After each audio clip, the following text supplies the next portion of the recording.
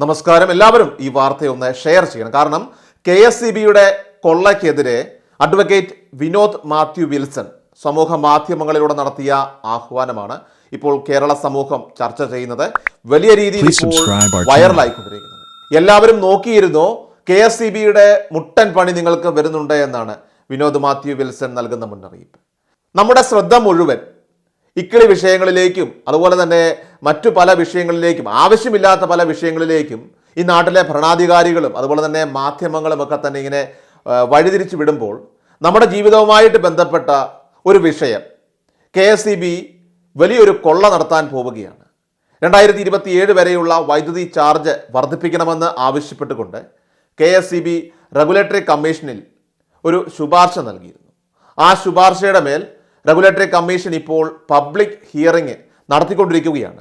September 1 മുതൽ ആരംഭിച്ച hearing ഇപ്പോൾ തുടർന്നുകൊണ്ടിരിക്കുകയാണ്. 3-ാം തീയതി കോഴിക്കോട് ആരംഭിച്ച ഹിയറിംഗ് 4-ാം തീയതി പാലക്കാടും അതോടൊപ്പം തന്നെ ഇന്നലെ 5-ാം തീയതി എറണാകുളത്ത് നടന്നു. ഇനി വരുന്ന 10-ാം തീയതി തിരുവനന്തപുരത്ത് വെച്ചും നടക്കുകയാണ്. തിരുവനന്തപുരത്ത് സെപ്റ്റംബർ 10 രാവിലെ 11 മണിക്ക് പ്ലാനറ്റേറിയം കോൺഫറൻസ് ഹാളിലാണ് ഇത് നടക്കുന്നതെന്ന് കൂടി എല്ലാവരെയും ഈ നിമിഷം ഓർമ്മപ്പെടുത്തുകയാണ്. അവസാന ഹിയറിംഗ് ദിവസമാണ്. ഇത് അവസാന ഹിയറിംഗ് ദിവസം ആയതുകൊണ്ട് തന്നെ എല്ലാവരും കഴിവതും പോകാൻ ശ്രദ്ധിക്കണം. നമ്മുടെ ആകുലതകളും അതുപോലെ തന്നെ ആശങ്കകളും അവിടെ അവതരിപ്പിക്കണം. ഇല്ലെങ്കിൽ KSEB കൊടുക്കുന്ന ഇത്തരം നിർദ്ദേശങ്ങൾ അത് റെഗുലേറ്ററി കമ്മീഷൻ അതേപടി അംഗീകരിക്കുകയും അത് അംഗീകരിക്കുന്ന മാത്രമല്ല വൈദ്യുതി നിരക്ക് വർദ്ധിപ്പിക്കുകയും ചെയ്യും. ഇതൊക്കെ വർദ്ധിപ്പിച്ചതിന് ശേഷം KSEB ഓഫീസിന് മുന്നിൽ പോയി നമ്മൾ നിലത്ത് കടന്നിട്ടോ അല്ലെങ്കിൽ സമരം വെച്ചിട്ടോ ഒന്നും ഒരു കാര്യവുമില്ല. ഇത് കേൾക്കുമ്പോൾ പലരും ചോദിക്കും, ഈ ഒരു പബ്ലിക് ഹിയറിങ്ങിനൊക്കെ പോയിട്ട് എന്തെങ്കിലും പ്രയോജനമുണ്ടോ എന്ന്. വിനോദ് മാത്യു വിൽസൺ തന്നെ ഇതിന് കൃത്യമായിട്ടൊരു മറുപടി നൽകിയിട്ടുണ്ട്. അതായത് മുൻപ് സോളാർ വില വർധനവുമായിട്ട് ബന്ധപ്പെട്ട് ഇതുപോലെ ഒരു പബ്ലിക് ഹിയറിംഗ് നടത്തിയിരുന്നു. സാധാരണ നിലയിൽ ആരും ഇതിനെപ്പറ്റി വളരെ ഗൗരവമായിട്ട് കാണാറില്ല, ഒരു പട്ടിയും പൂച്ചയും പോലും അങ്ങോട്ട് പോകാറില്ല എന്നാണ് പറയുന്നത്. വിനോദ് മാത്യു വിൽസന്റെ നേതൃത്വത്തിൽ സോഷ്യൽ മീഡിയയിൽ അദ്ദേഹം ജനങ്ങളോട് ഈ ഒരു ഹിയറിംഗുമായി ബന്ധപ്പെട്ട് ആ ഹിയറിംഗിൽ പങ്കെടുക്കണമെന്ന് ജനങ്ങളോട് ആഹ്വാനം ചെയ്തു. സാധാരണ നിലയിൽ ആരും തന്നെ അങ്ങോട്ട് പോകാത്ത അല്ലെങ്കിൽ ആരും തന്നെ പങ്കെടുക്കാത്ത ആ ഒരു പബ്ലിക് ഹിയറിംഗിൽ ഏതാണ്ട് 500-ന് മുകളിൽ ആളുകൾ പങ്കെടുത്തു എന്നാണ് റിപ്പോർട്ട്. അവിടെ നിരവധി തർക്കങ്ങളും അതോടൊപ്പം തന്നെ ചർച്ചകളും ഒക്കെ തന്നെ ഉണ്ടായി. ഒടുവിൽ റെഗുലേറ്ററി കമ്മീഷനും KSEBക്കും ഈ സോളാർ വില വർധനവിൽ നിന്നും പിന്തിരിയേണ്ടി വന്നു. അതുകൊണ്ട് തന്നെ പൊതുജനങ്ങളോട് പറയുകയാണ്, പ്രതികരണവും ചർച്ചയും എല്ലാം ഈ വാട്സപ്പ് ഗ്രൂപ്പുകളിലും അതുപോലെ തന്നെ സോഷ്യൽ മീഡിയ പ്ലാറ്റ്ഫോമുകളിലും മാത്രമായി ഒതുക്കി മറ്റാരെങ്കിലും വന്ന് അതിൽ പ്രതികരിക്കുമെന്ന് നിങ്ങൾ വിചാരിക്കുന്നുണ്ടെങ്കിൽ അത് തെറ്റാണ്. അവിടെ ആരെങ്കിലും വന്ന് നമുക്ക് വേണ്ടി പടപൊരുതുമെന്ന് വിചാരിച്ചാൽ ഒന്നും നടക്കില്ല. അതുകൊണ്ട് തന്നെ നമുക്ക് വേണ്ടി പറയാനുള്ള കാര്യങ്ങൾ നമ്മൾ തന്നെ പറഞ്ഞേ മതിയാകുമെന്നാണ് വിനോദ് മാത്യു വിൽസൺ ഇപ്പോൾ ജനങ്ങളോട് ആഹ്വാനം ചെയ്തിരിക്കുന്നത്. ഓൾറെഡി ഇപ്പോൾ 4 സ്ഥലങ്ങളിലാണ് ഹിയറിംഗ് നടക്കുന്നത്.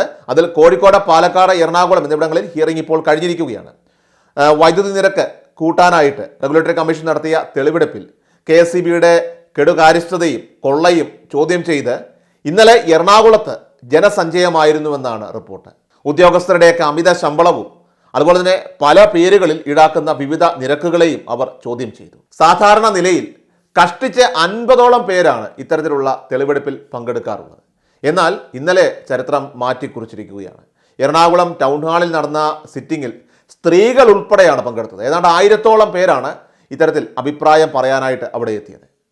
ആം ആദ്മി പാർട്ടി സംസ്ഥാന അധ്യക്ഷൻ അഡ്വക്കേറ്റ് വിനോദ് മാത്യു വിൽസൺ സമൂഹ മാധ്യമങ്ങളിലൂടെ നടത്തിയ ആഹ്വാനമാണ് ഈ വലിയ ആൾക്കൂട്ടത്തിന് വിജയമായി മാറിയത്. 2024 ജൂലൈ 1 മുതൽ 2027 മാർച്ച് 31 വരെ ബാധകമാകുന്ന നിരക്ക് വർധനയാണ് KSEB കമ്മീഷനോട് ഇപ്പോൾ ആവശ്യപ്പെട്ടിരിക്കുന്നത്. വൈദ്യുതിക്കുള്ള എനർജി ചാർജിന് പുറമെ ഫിക്സഡ് ചാർജ്, മീറ്റർ വാടക, സെസ്, സർചാർജ്, പീക്ക് അവർ, അധിക നിരക്ക്, അതുപോലെ ഡെപ്പോസിറ്റ്, അഡ്വാൻസ് ഡെപ്പോസിറ്റ് തുടങ്ങി ഉപഭോക്താക്കൾക്ക് മനസ്സിലാകാത്ത രീതിയിലുള്ള വിവിധ ചാർജുകൾ ചുമത്തുന്നുവെന്നാണ് പരാതി.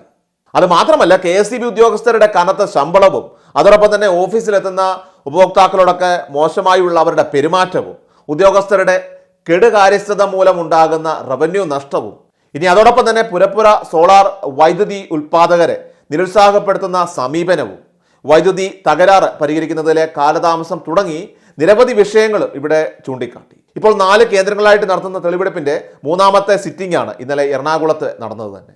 ഇനി അടുത്ത സിറ്റിംഗ് വരുന്നത് തിരുവനന്തപുരത്താണ്. 10-ാം തീയതിയാണ് അവസാന സിറ്റിംഗ് ആയതുകൊണ്ട് തന്നെ തിരുവനന്തപുരത്ത് പോയി നിങ്ങളുടെ ആശങ്കകളും അതോടൊപ്പം തന്നെ ആകുലതകളും അതോടൊപ്പം തന്നെ ഈ വൈദ്യുതി നിരക്ക് വർധന അത് കൊള്ളയാണെന്ന് റെഗുലേറ്ററി കമ്മീഷനെ നിങ്ങൾ ബോധ്യപ്പെടുത്താനും അണിചേരുക എന്നാണ് വിനോദ് മാത്യു വിൽസൺ ഇപ്പോൾ ജനങ്ങളോട് ആഹ്വാനം ചെയ്തിരിക്കുന്നത്. ഇതിൽ കോഴിക്കോട് നടന്ന പൊതു തെളിവെടുപ്പിൽ KSEBയെ പൊളിച്ചടുക്കിയ ഷൗക്കത്ത് അലിയുടെ പ്രതികരണമാണ് ഇപ്പോൾ സോഷ്യൽ മീഡിയയിൽ വലിയ രീതിയിൽ വൈറലായിക്കൊണ്ടിരിക്കുന്നത്, വലിയ കോളിളക്കം സൃഷ്ടിച്ചിരിക്കുന്നത്. എല്ലാവരും അതുകൂടി ഒന്ന് കാണുക. ഇന്ത്യയിൽ മൊത്തം 2 മാസം ബില്ലിംഗ് സൈക്കിൾ ഇല്ല. ഇത് പറ്റിയൊരു പരിപാടി. 1 മാസത്തെ ബില്ലിംഗ് സൈക്കിളിലേക്ക് വരണം. അതിനവർ കാരണം പറയുന്നതാ, ഇത് കുത്താനുള്ള എംപ്ലോയീസ് കൂടണം. നിങ്ങൾ കുത്തണ്ട, സ്മാർട്ട് മീറ്റർ വെച്ചാൽ മതി, പ്രശ്നം തീർന്ന്. എഫിഷ്യൻസി കൂടി, സമയലാഭം ഉണ്ടായി, കച്ചവട ലാഭം ഉണ്ടായി, ചെലവ് കുറഞ്ഞു. ഇതാണ് നമ്മൾ പറയുന്നത്. നിങ്ങൾ പോയി കുത്തി ഞങ്ങൾക്ക് തരണ്ട. അങ്ങനെയുള്ള ഒരു സംവിധാനം നിന്നിട്ട് കാലങ്ങളായി, നൂറ്റാണ്ട് പഴക്കമുള്ള സംവിധാനം കൊണ്ടുവന്നിട്ട് പറയാം പ്രൈസ് ഹൈക്ക്. എന്റെ രണ്ടാമത്തെ സെക്ഷൻ ഇത് കഴിഞ്ഞു, പ്രൈസ് ഹൈക്കുമായി ബന്ധപ്പെട്ട് കഴിഞ്ഞു. ഇതിന്റെ കൂടെ തന്നെ ഉപമായിട്ട് എല്ലാവരും തുടക്കത്തിൽ പറഞ്ഞിരുന്നു. സർ, ഇനി എനിക്ക് 3 കാരണങ്ങൾ പറയാനുണ്ട്. ഈ public hearing null and void ആണ്, അൺഡെമോക്രാറ്റിക് ആണെന്ന് പറയാൻ അനുവദിക്കാം. കാരണം മലയാളത്തിൽ പ്രസിദ്ധീകരിച്ചിട്ടില്ല, ജനങ്ങൾക്കറിയില്ല. കാരണം കൃത്യമായി സിമ്പിളായി ന്യൂസ് പേപ്പറിൽ സിമ്പിളായി മനുഷ്യർക്ക് മനസ്സിലാവുന്ന ഭാഷയിൽ ഇവിടെ കാണിച്ച കള്ളിക്കുള്ളിൽ സാധാരണക്കാർക്ക് മനസ്സിലാവും. ഞാൻ ചോദിക്കട്ടെ, ഒരു കൃത്യമായ രീതിയിൽ 111 പേജുള്ള പ്രപ്പോസലാണ്. ഇത്രയും ലേൺഡ് ആയിട്ടുള്ള, ഇത്രയും എഡ്യൂക്കേറ്റഡ് ആയിട്ടുള്ള, ടെക്നിക്കലി സപ്പോർട്ടുള്ള, നിയമപരമായി സപ്പോർട്ടുള്ള ഒരു കമ്മീഷന് 111 പേജുള്ള പ്രപ്പോസൽ ഇവർ കൊടുത്തേ. നമുക്ക് ഒരു ന്യൂസ് പേപ്പറിൽ നമുക്ക് മനസ്സിലാവില്ല, ഇവർക്ക് മനസ്സിലായാൽ മതി. ആ 111 പേജുള്ളത് സാറിനറിയോ? റെഫർ ടു സുപ്രീം കോടതി വെർഡിക്ട്സ്, എൻവയോൺമെന്റ് ഇമ്പാക്ട് അസസ്മെന്റ് ആക്ട്. അത് സെൻട്രൽ ഗവൺമെന്റ് 5-6 വർഷം മുമ്പ് കൊണ്ടുവന്നപ്പോഴേ, EIA ഇമ്പാക്ട് ആ അസസ്മെന്റ് ആക്ട് കൊണ്ടുവന്നപ്പോഴേ ജനങ്ങൾ ഒരുപാട് ആൾക്കാർ ഇമെയിൽ അയച്ചു, ലക്ഷങ്ങൾ ഇമെയിൽ വന്നു. അങ്ങനെ ഇവര് ആ ഇമെയിൽ വന്നു എന്ന് പറഞ്ഞ് തുടങ്ങുമ്പോഴാണ് സുപ്രീം കോടതി ഇടപെടുന്നത്. നിങ്ങൾ എങ്ങനെയാണ് ഈ നിയമമായിട്ട് മുന്നോട്ട് പോകുക? കാരണം ഇതിൽ 129 ഭാഷ സംസാരിക്കുന്ന മനുഷ്യന്മാരുള്ള നാടാണ്. നിങ്ങൾ ഇംഗ്ലീഷിലാണ് EIA ഡ്രാഫ്റ്റ് ബിൽ അയച്ചിരിക്കുന്നത്. ഇത് നോക്കി ഇവരെങ്ങനെയാണ് റിവ്യൂ നടത്തുക? സർ, ഈ കാണുന്ന പ്രപ്പോസൽ വായിച്ച് മനസ്സിലാക്കാൻ എന്ത് എഫേർട്ടാണ്. 4-5 കല്ലുകൾ വരെ സാരല്ലാതെ കൃത്യമായി മലയാളത്തിൽ എഴുതി തയ്യാറാക്കിയ ക്ലാസുകൾക്ക് സംഘടിപ്പിച്ചില്ലേ? അതുപോലെ വാർഡ് സഭകളിൽ ക്ലാസ് കൊടുക്കാൻ പറ്റുന്ന സെക്ഷൻ ഓഫീസറിന്റെ ഇവർക്ക് എന്തുകൊണ്ട് ആ തരത്തിൽ ചെയ്തില്ല? ഗ്രാമസഭകൾ ഉപയോഗിക്കാം, വാർഡ് സഭകൾ ഉപയോഗിക്കാം, അച്ചടിക്കാം. ഒരു ചെലവ് KSEBിക്കില്ല. ഒരു 15 ഇവിടെ അരമണിക്കൂർ ചെലവഴിച്ചില്ലേ? 15 മിനിറ്റ് ഗ്രാമസഭയിലും വാർഡ് സഭയിലും കൊടുത്താൽ മതി സർ. അത് ചെയ്യില്ല. അടുത്തത് സർ, അടുത്ത ഒന്നുകൂടെ സർ, ഒരു ന്യൂസ് പേപ്പർ, ഏതോ 2 മലയാളം പേപ്പറും ഒരു ഇംഗ്ലീഷ് പേപ്പറും രാജൻ സാറിനോട് സംസാരിക്കൊണ്ട് വ്യക്തമായി പറഞ്ഞു, സ്റ്റാറ്റ്യൂട്ടറി മാൻഡേറ്ററി സിസ്റ്റം. കുറെ അങ്ങോട്ട് പറഞ്ഞാൽ നമുക്ക് മമ്മൂട്ടിയുടെ ലാംഗ്വേജ് പറഞ്ഞ പോലെ പോവും. ഇത് സംഭവിക്കുന്നത് എന്താണെന്ന് വെച്ചാൽ, ഈ നിയമപരമായ കാര്യത്തിന് വേണ്ടി കൗമുദി, വേറൊരു പത്രം, വേറൊരു പത്രം, ഇവിടെ പത്രം വായിക്കുന്ന പല പത്രത്തിൽ വരണം. ഇത് കൃത്യമായി മലയാളത്തിൽ പ്രസിദ്ധീകരിച്ച് കാര്യകാരണ എഴുതി ലഘുലേഖ വിതരണം ചെയ്ത് വാർഡ് സഭയും ഗ്രാമസഭയും എടുത്ത് വേണം മുന്നോട്ട് പോകാൻ. സാർ, ഞാൻ എന്തൊരു കാര്യം, ഒരൊറ്റ കാര്യം സാർ, ഇവിടെ കാസർഗോഡ് വയനാട് നിന്നുള്ള എത്ര പേര് കേട്ട്? കണ്ണൂരിൽ നിന്ന് വരുന്നുണ്ട് ഒരാള്. ആ എനിക്ക് തോന്നുന്നത് 6 പേരെയുള്ളൂ മൊത്തം 3 ജില്ലയിൽ സർ. ആ 3 പേര് 6 പേരെയുള്ളൂ മൊത്തം ജില്ലയിൽ.